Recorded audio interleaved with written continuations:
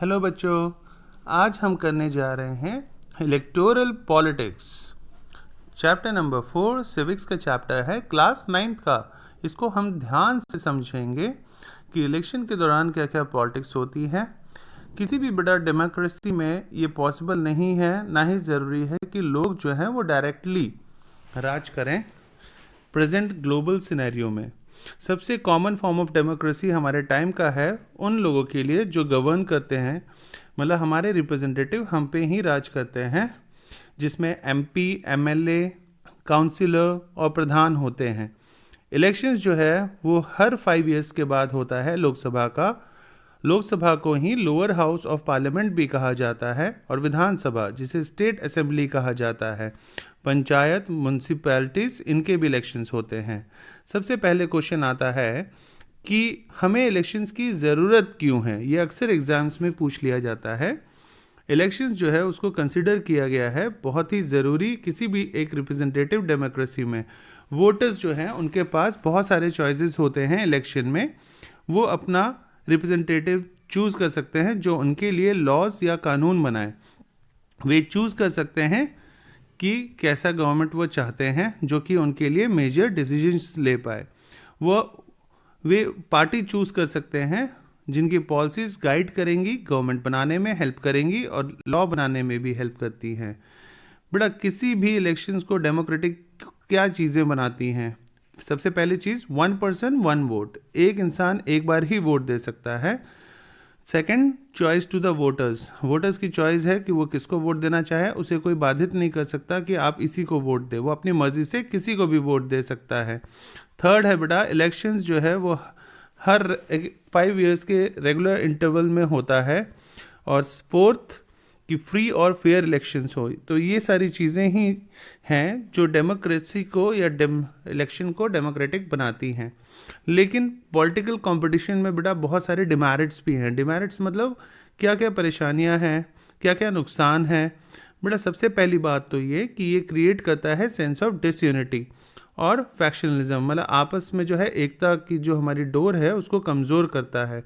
Second, political parties और उसके leader level एक दूसरे पे एलिगेशंस लगाते हैं, इल्ज़ाम लगाते हैं, कीचड़ उछालते हैं। और थर्ड, पार्टीज़ और कैंडिडेट्स डर्टी ट्रिक्स भी कभी कभी यूज़ करते हैं पॉलिटिक्स में जीतने के लिए। तो ये सभी नुकसान हैं जो कि अक्सर एग्ज़ाम में पूछ लेते हैं।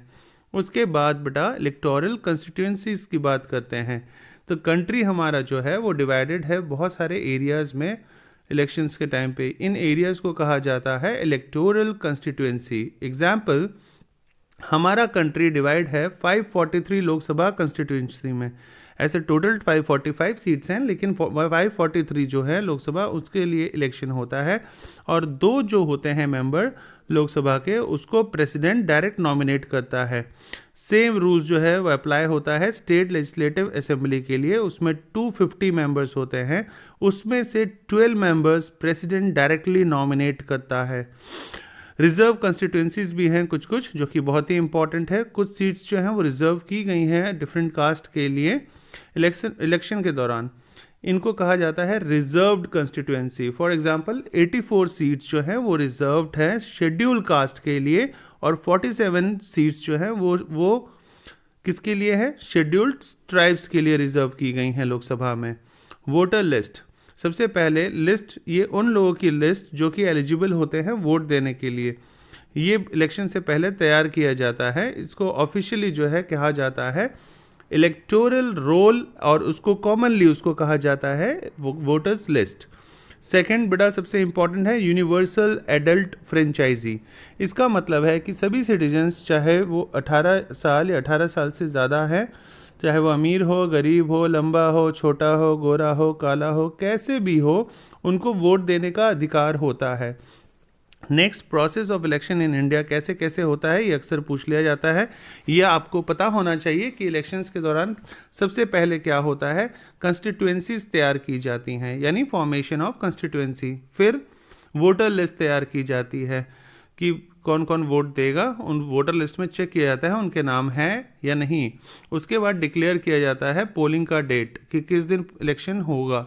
उसके बाद नॉमिनेशन भरते हैं जो इलेक्शंस में खड़े होते हैं, अपना नाम फिल करते हैं।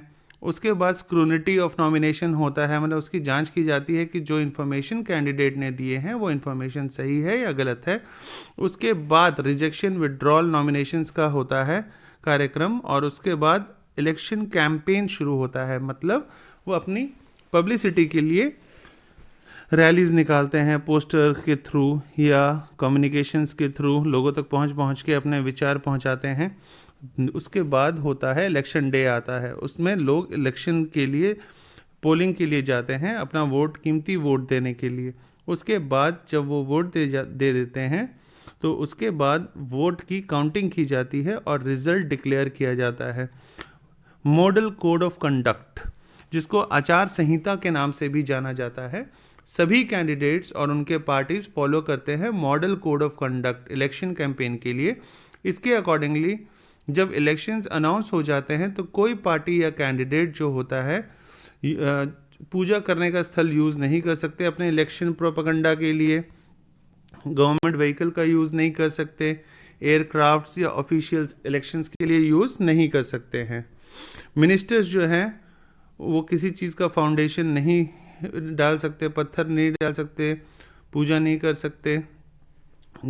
उसके बाद स्लोगन्स जो है वो बहुत ही इम्पॉर्टेंट होता है इलेक्शन कैंपेन में।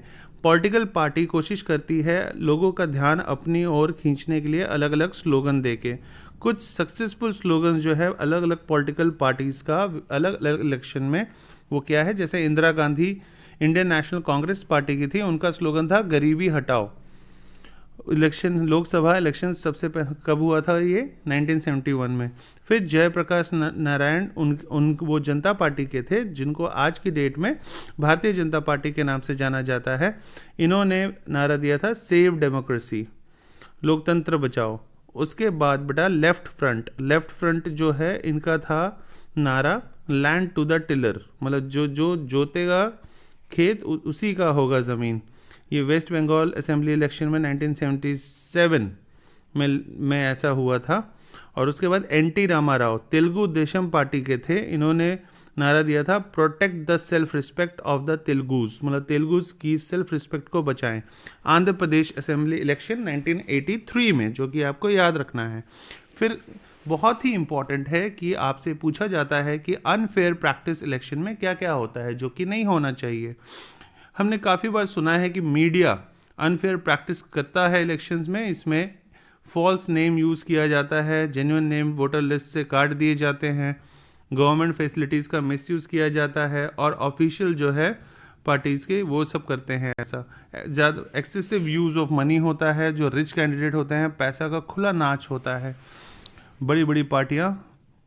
और उसके बाद इंटीमीडिएशन जो है वोटर्स का, और rigging on the polling day होता है। रिगिंग मतलब क्या होता है, पैसे बांटना, कोई सामान बांटना और वोटर्स को अपने पार्टी के प्रति अट्रैक्ट करना, जो कि गलत है। ये सब चीज़ें की जाती हैं।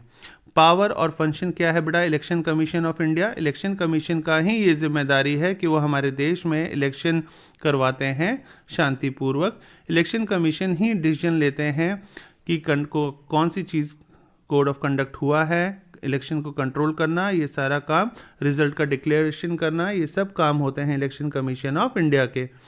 ये जो है कोड ऑफ कंडक्ट और पनिशमेंट भी तय करते हैं जो इसको वायलेट करता है। इलेक्शन पीरियड में इलेक्शन कमीशन जो है वो गवर्नमेंट को ऑर्डर देते हैं फॉलो करने के लिए कुछ गाइडलाइंस, जो कि इनको रोकते हैं ताकि गवर्नमेंट पावर का मिसयूज़ करने से। जब एक इलेक्शन ड्यूटी पे गवर्नमेंट ऑफिसर वर्क करता है इलेक्शन कमीशन के अंडर, ना कि गवर्नमेंट के अंडर। चैलेंज क्या होते हैं बेटा फ्री और फेयर इलेक्शन कराने के लिए इलेक्शन कमीशन के पास, ये क्वेश्चन भी बहुत कॉमन है और अक्सर एग्जाम्स में आपसे पूछ लेंगे। तो कैंडिडेट्स और पार्टीज बहुत सारा पैसा यूज़ करते हैं बेटा, मनी पावर। कैंडिडेट जो है वो उनके क्रिमिनल कनेक्शंस भी होते हैं, तो वो अपना मसल पावर डरा धमका के भी वोट देने के लिए कोशिश करते हैं। मेजर रोल जो है डोमिनेंट फैमिलीज़ का होता है और उनके रिलेटिव्स का।